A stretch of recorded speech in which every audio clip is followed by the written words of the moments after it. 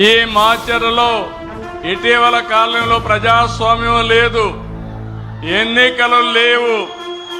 వీళ్ళు ఎట్ట తయారంటే చరిత్రలో కొంతమంది డిక్టేటర్లు ఉంటారు, వారికి ఏ గతి అయిందో ఇక్కడ కూడా మీ ప్రవర్తన మార్చుకోకపోతే మిమ్మల్ని ప్రజాస్వామ్యం క్షమించదని మరొకసారి హెచ్చరిస్తున్నా.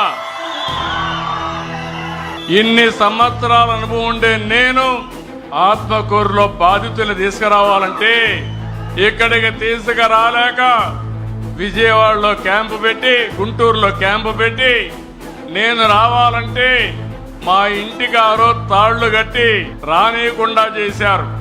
ఆ రోజే చెప్పా, నా ఇంటికి తాళ్లు కట్టారు కానీ మీ మెడకు ఉరి తాళ్లు వేసుకున్నారు, జాగ్రత్తగా ఉండమని అప్పుడే చెప్పాను. అదే జరిగింది.